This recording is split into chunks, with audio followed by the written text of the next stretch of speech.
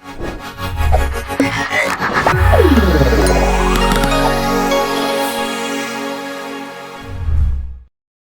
आपको सभी लोगों के लिए डाइट प्लान तैयार करने में दिक्कतों की सामना करना पड़ता है? खैर, मैं आपको बताती हूँ, जिस तरह से एक ही शू सभी को फिट नहीं होता है, उसी प्रकार से सभी लोगों के लिए एक ही तरह का डाइट प्लान उचित होने की संभावना कम होती है। डाइट प्लान बनाने के लिए कई तरीके होते हैं, जैसे कि किसी व्यक्ति के BMI पर आधारित हो सकता है या किसी व्यक्ति के लाइफस्टाइल पर। लेकिन आज मैं आपको बताने वाली हूँ कि किसी व्यक्ति के BMI या रेस्टिंग मेटाबॉलिज्म के आधार पर डाइट प्लान को किस प्रकार से तैयार किया जा सकता है। जैसे कि मैंने BMR के बारे में एक वीडियो में बताया है कि आपका BMR ऊर्जा की न्यूनतम मात्रा होती है जिसका विश्राम की स्थिति में आपके शरीर को आवश्यकता होती है, और इसकी तात्पर्य ये है कि आप विश्राम के दौरान भी उस कैलोरी की मात्रा का उपयोग कर रहे होते हैं।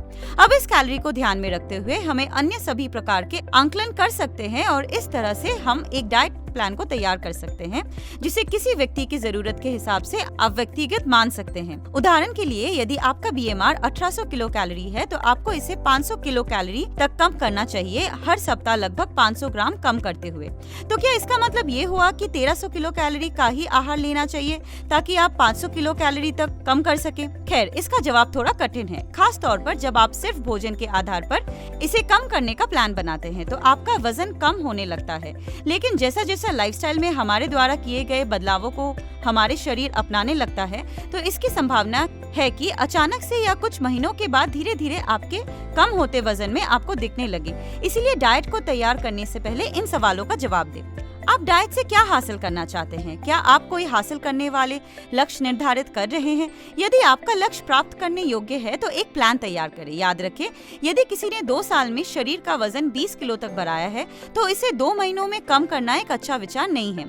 इसीलिए आपके डाइट प्लान को एक संतुलित डाइट प्लान पर आधारित होना चाहिए और यह भी पक्का कर लेना कि यह आपको भरपूर ऊर्जा भी प्रदान करे। यदि आप 1800 किलो कैलोरी के BMR के साथ अपना वजन घटाने का सफर शुरू कर चुके हैं तो आप 1400 किलो कैलोरी प्रदान करने वाला डाइट प्लान तैयार कर सकते हैं और यह भी सुनिश्चित करें कि आप शारीरिक गतिविधियों के माध्यम से अतिरिक्त 100 किलो कैलोरी का उपयोग कर रहे हैं। इस तरह से भी आप 500 किलो कैलोरी तक कम करेंगे और इस तरीके से आप प्रत्येक सप्ताह 0.5 किलोग्राम तक वजन कम होने की उम्मीद कर सकते हैं। लेकिन याद रखें कि इस प्रोग्राम की शुरुआत में डाइट को प्रत्येक महीने बदला जाना चाहिए। इसके साथ ही आपका वजन में होने वाली कमी से होने वाले सुधारों का भी ध्यान रखना चाहिए।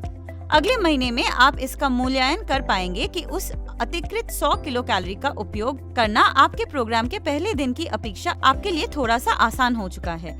इसका मतलब है कि आपका शरीर अगले स्तर के लिए तैयार है और अब आप अपनी शारीरिक गतिविधि के पैटर्न को अपग्रेड कर सकते हैं और शारीरिक गतिविधियों के माध्यम 200 किलो कैलोरी और डाइट के माध्यम से 300 किलो कैलोरी तक कम करने का प्रयास कर सकते हैं। इस तरह से अपनी डाइट का लगातार पालन करने और उसे बदलते रहने से आप जल्दी अपने लक्ष्य को हासिल कर सकते हैं।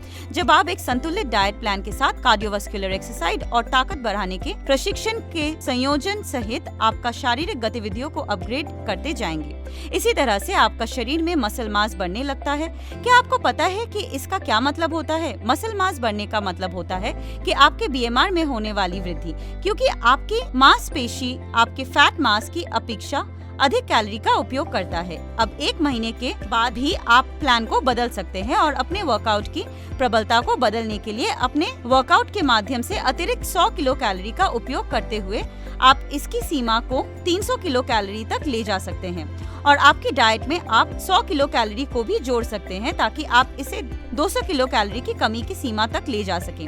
यहाँ पर हमें अपने लक्ष्य तक धीरे धीरे पहुँचना है और ये विशेष दीर्घकालिक योजना को भी तैयार करना है। लेकिन आपको कई लोग 1100 से 1200 किलो कैलोरी के BMR वाले भी मिल सकते हैं। तो क्या इसका मतलब ये है कि आप उनके लिए भी 500 किलो कैलोरी तक की कमी करने का प्लान बनाएंगे? इसका जवाब है नहीं।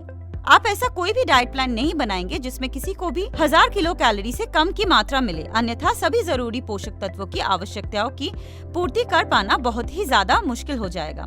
ऐसी स्थितियों में ये गलत अवधारणा है कि ये प्रक्रिया धीमे हो जाएगी और इसीलिए अब यहाँ पर हमारे उद्देश्य शारीरिक गतिविधियों को बढ़ाने, BMR की वृद्धि करने की और हो जाएगी। याद रखें, आपका वजन कम होना एक प्रक्रिया है, लेकिन आपका लक्ष्य स्वस्थ लाभ प्राप्त करने के लिए अपने लाइफस्टाइल को बदलना है।